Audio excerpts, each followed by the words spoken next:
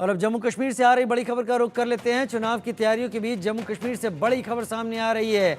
नलिन प्रभात होंगे जम्मू कश्मीर के पुलिस महानिदेशक। जी हां, डीजीपी 1 अक्टूबर से संभालेंगे महानिदेशक पद का जिम्मेदारी। फिलहाल एनएसजी के महानिदेशक हैं नलिन प्रभात।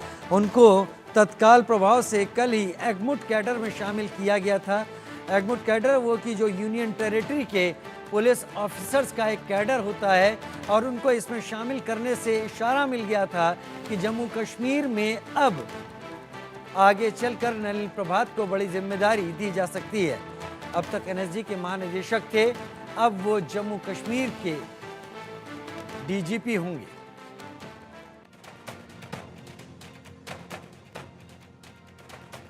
नलिन प्रभात हमारे साथ। नलिन प्रभात की तस्वीरें आपके टीवी स्क्रीन पर इस वक्त आप देख पा रहे हैं। एनएसजी के नेशनल सिक्योरिटी गार्ड के महानिदेशक थे और उन्हें डीजीपी बनाए जाने की तैयारी हो गई है। सर्वे सर्वा होंगे जम्मू कश्मीर पुलिस के और जिम्मेदारी संभालेंगे। पिछले कुछ दिनों से जो हालात हैं जम्मू कश्मीर में, अजय चांडियाल मेरे सहयोगी मेरे साथ जुड़ गए हैं। अजय, एक बड़ा डेवलपमेंट है। नलिन प्रभात जो अब तक एनएसजी की कमान संभाल रहे थे, उनको एगमुट कैडर में लाया गया जो कि पुलिस का कैडर है और उस कैडर के जरिए, क्योंकि जम्मू कश्मीर में ही एगमुट कैडर से जुड़े हुए वरिष्ठ अधिकारियों को जिम्मेदारी दी जाती है। लेकिन पिछले दिनों में जो जम्मू कश्मीर में हालात हुए हैं, क्या अब उन्हें ही सर्वश्रेष्ठ समझा गया है इन हालात को कंट्रोल करने के लिए? देखिए, आप बिल्कुल सही कह रहे हैं राजीव। जिस तरीके से लगातार जम्मू कश्मीर में पिछले कुछ समय में हालात बदले हैं और लगातार आतंकी गतिविधियां बढ़ी हैं और लंबे अरसे से जम्मू कश्मीर में आतंकी गतिविधियां जो है वो, अगर आप देखें तो कम हुई थी, शांति हुई थी।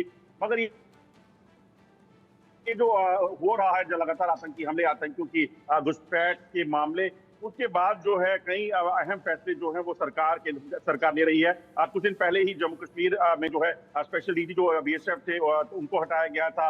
उसके बाद डीजी जो बीएसएफ है, जो कि पहली बार एक ऐसा कदम उठाया गया कि डीजी बीएसएफ को जो है वो बदला गया।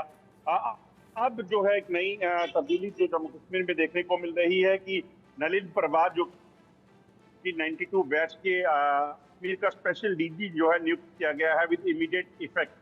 इसका मतलब होता है कि कहीं ना कहीं एक अच्छे अफसर को यहाँ लाकर जो जिम्मेदारी है वो सौंपी गई है। और दूसरी चीज की जब 30 सितंबर को जो इस वक्त डीजीपी हैं जम्मू कश्मीर पुलिस के आर स्वैन जो हैं, उनको जो है उनकी रिटायरमेंट के बाद नलिन प्रभात जो है वो डीजीपी जम्मू कश्मीर जो है वो नियुक्त हो जाएंगे। तो कहीं ना कहीं एक ही ऑर्डर में दो आदेश जो है वो जारी किए गए हैं और गृह मंत्रालय का ये ऑर्डर जो है वो साफ दर्शाता है कि जम्मू कश्मीर में वापिस शांति बहाली को लेकर लगातार जो आतंकी हमले हो रहे हैं या जो टेरर एक्टिविटी हुई हैं, उनको रोकने के लिए बड़ी कार्रवाइयां जो हैं, बड़े कदम जो हैं वो सरकार उठा रही है, ताकि किसी भी तरीके से पाकिस्तान के नापाक इरादे जो जम्मू कश्मीर में पाकिस्तान लेके चल रहा है उनको कामयाब ना होने दिया जाए। उनको कामयाब ना होने दिया जाए, जो आप यहाँ स्थिति देख रहे हैं। लेकिन किस बड़े आमूलचूल परिवर्तन की उम्मीद अब जम्मू कश्मीर में जताई जाने वाली है? वो कौन सी बातें हैं जो जम्मू कश्मीर में पिछले दिनों पुलिसिंग के दायरे को देखते हुए हाथ से निकलती हुई दिखाई पड़ी और जिस पर सबसे पहले उम्मीद की जा रही है फोकस किया जाएगा? देखिए, इसमें कोई भी एक डिपार्टमेंट को राजीव जिम्मेदार ठहराना गलत होगा, क्योंकि जम्मू कश्मीर में जो जिम्मेदारी है आतंकवादी या क्रिमिनल एक्टिविटीज को रोकने के लिए, वो न सिर्फ पुलिस बल्कि और भी कई ऐसे डिपार्टमेंट में है। अगर आप देखें तो पिछले कुछ समय में जो आतंकी गतिविधियां बढ़ी हैं, चाहे वो राजौरी में आतंकी हमले हुए, पुंछ में हुए, कठुआ में हुए, उधमपुर में हुए, डोडा में हुए, रियासी में हुए, तो तमाम इलाकों में जो है ऐसी आतंकी गतिविधियां हुई जिसमें जिम्मेदारी जो है जम्मू कश्मीर पुलिस के साथ साथ सेना, बीएसएफ और तमाम अन्य जो खुफिया एजेंसीज हैं उनकी रहती है। तो ऐसे में अब ये कहा जा सकता है कि ये कदम उठाने का मकसद कहीं ना कहीं ये है कि जो तब्दीलियां जरूरी हैं, जिनके जरिए ये कहा जाए कि शायद इस आतंकवाद को एक बार फिर से टैकल किया जाए और जम्मू कश्मीर जो शान था उसमें जो आतंकी गतिविधियां बढ़ी हैं उनको कहीं ना कहीं जो है ठीक किया जाए, उस पर कदम उठाए जाएंगे। हालांकि आप देखें तो आर स्वैन जो है वो रिटायर हो रहे हैं 30 सितंबर को, तो उनकी रिटायरमेंट के वजह से डीजीपी को नियुक्त तो होना ही था। मगर नलिन प्रभात जो हैं उनको कहीं ना कहीं लगभग 1.5 महीने पहले जिम्मेदारी जो है एज ए स्पेशल डीजी के तौर पर जो है वो सौंपी गई है।